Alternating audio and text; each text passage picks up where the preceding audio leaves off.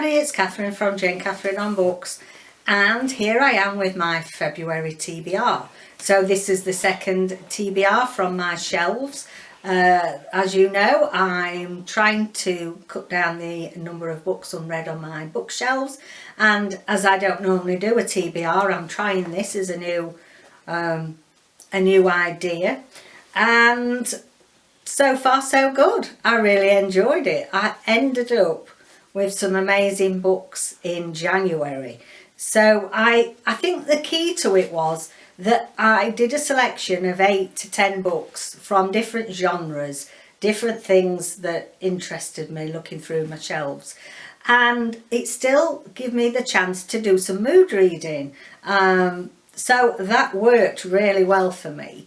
So I'm trying it again this month. I mean, last month you'll see my my quick wrap up, but I had, quite a few 4 stars, 1 5-star from a book that had I not decided to do this from my shelves, I still wouldn't have read, and it was amazing. So just shows you, doesn't it? So I'm doing it again this month. And also we've got Thriller-a-thon at the end, towards the end of the month, which Harriet Rosie always host, so a bit nearer the time we'll talk more about that. So these are a selection that I've chosen for this month, and hopefully I can find some new good ones in here. The first 2, I'm going to give you the pictures up here because they are from my Netgalley. They've been sent by the publishers through Netgalley as I requested these couple. The first one is called The Recovery of Rose Gold, and it's by Stephanie Wrobel. Now this sounded really exciting. It's about a mother and daughter, and the mother's been in prison for mistreating the daughter, and it shows that she has Munchausen's by proxy. Now this is I find it fascinating, this condition, and it's where the parent is convinced that their child is always seriously ill. Even in some cases they convince people they're terminally ill, and really it's a form of mental illness versus child abuse, really. And it is a bona fide medical condition, and they think that they're doing the best by the child, but unfortunately they're not. So I'm fascinated by it. Don't know much more than that, so I don't really want to. I'm going to see how it unfolds. I've just started it, so I'm a couple of chapters in. I'm liking the writing so far. It comes out on the 5th of March. That's why I wanted to get to it this month. The next one is You Are Not Alone by Greer, Hendricks and Sara Pekkanen. Now, I read their previous collaborative book. Oh, I can see it now because it's got a gold cover. I'm trying to think of it's The Anonymous Girl, I think. I'll put it down below anyway, if that's not the case. And I enjoyed that. So this is the latest one by these 2 authors, coming out again on the 5th of March. I don't know too much about it, but thoroughly enjoyed their last one, and I love my thrillers, especially if there's got a bit of psychological twists in there. So yeah, looking forward to that one. Look out for those 2 coming in the shops. Then this is one left over from January. I've got a few pages in and not managed to finish it. So really I think I did pretty well in January. I read everything except for the Lisa C book, which it's not, I don't like the writing style, but I'm not so sure about the content, all about Pearl Harbor and that. I'm really not feeling that sort of content at the moment, so I'll try another one. And then this is the only other one that's been carried over. So the ones that disappeared, Zana, Fraillon, and looking forward to that one. It should be good. I enjoyed the very first one.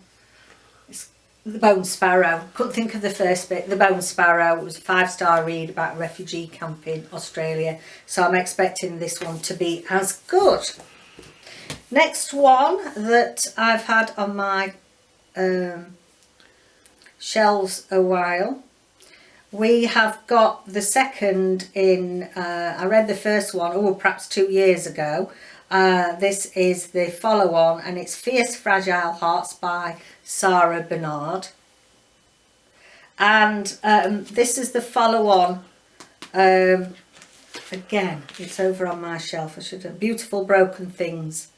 So it's a YA. It's looking at 3 girls in particular. It's looking at mental ill health, depression, friendship, all the angst that goes with friendship as a young adult.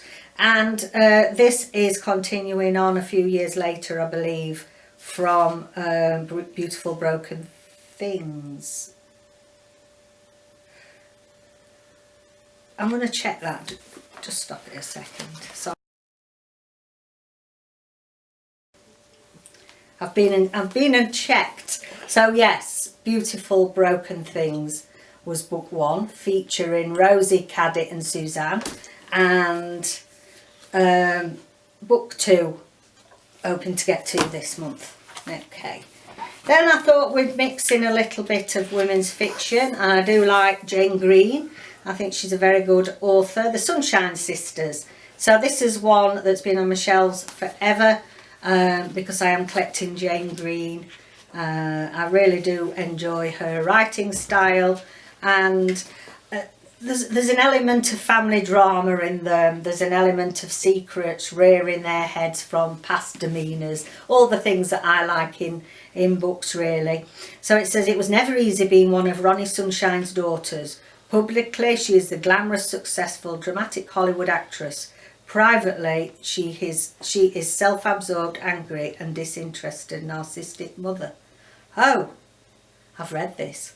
We're doing really well, aren't we? I've read this one. Right, let me go and get another one of Jayne Green's. We're not doing very well here, are we? Sorry about all this. I found the one and only Jayne Green on my shelves that I haven't read. And I wasn't far off. It was something summer, so Summer Secrets. Not the other Sunshine Sisters. I'd read that. You see, they've been on my shelves that long, I've forgotten them. Right, we'll try again, shall we? June 1998, at 27, Kat Coombs is struggling. She lives in London, works as a journalist and parties hard.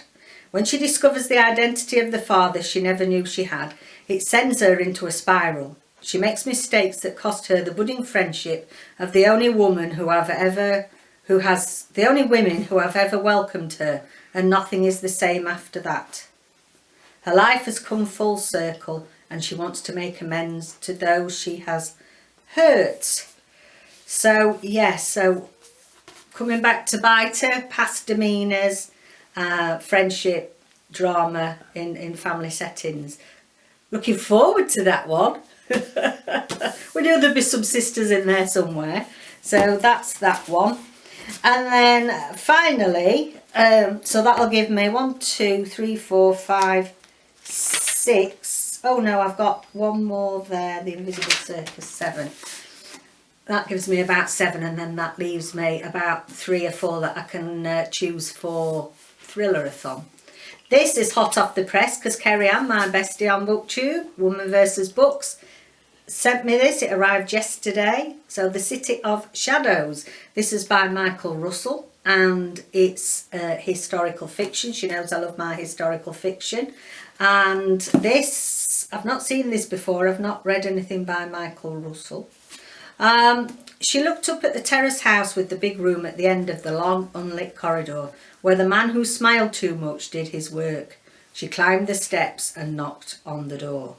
This is set in Dublin 1934, and we have a detective, Stephen Gillespie, and he arrests a German doctor, and things evolve from there. I think we have a few murders, a few bodies showing up. Looks exciting. Can't wait to read that. Not very often, you know, where she'll send me a book and I'll think, oh, I like that, but I'll read that in a bit. This, I fancy reading straight away. So that's The City of Shadows by Michael Russell. Now, excuse me for bending down, because then the last one, because I was reading a little bit last night, is The Invisible Circus by Jennifer Egan. And goodness knows, I can't even remember having this. And I've started reading it because I thought, well, shall I read it? It looks, I don't know, it's just not enticing me really. I think I must have been put off by the cover. And some people think that's a really nice cover, but I don't know, there's something about it that put me off picking it up. But I've read to page 68 and it's coming along nicely really. I'm liking the writing style, it's easy to read. And this is a bit of a political family drama. It's set in 1978 when Faith is the eldest sister, and she dies in mysterious circumstances several years before that. So when we come to 1978, Phoebe, her younger sister, decides she's going to trace her footsteps to see if she can find out what actually happened in Europe when Faith died. It looked like a suicide, but Phoebe's not convinced it was. So she's 18 in 1978, and yeah, I was 18 in 1978, long time ago. It's the big 6th soon in April, and I'm enjoying it so far, so I've shoved it on my TBR for February, The Invisible Circus. I think this is more of a metaphor. I don't actually think that there is a circus involved in this. I think this is a metaphor for some sort of a going back into some sort of gang that a sister was in, involving drugs and various things, and it's more of a metaphor rather than the big top elephants and, you know, clowns and that sort of thing. I may be wrong, but no, I get the feeling that's what that is. So there we go. That was a bit of a that's been a bit of a rigmarole, hasn't it? But hey, we got there in the end. So I've got 1, 2 from Netgalley, 3, 4, 5, 6, 7, and this makes 8. Yeah, I'll see how you go with those. And as I say, when we get nearer to Thriller-a-thon, I'll be giving you my TBR for that as well. So let me know if you've read any of these, if any of them spark an interest, and I'll see you again next time. Hopefully a bit more of an organised, bit more organised next time. Thanks for showing up. Bye.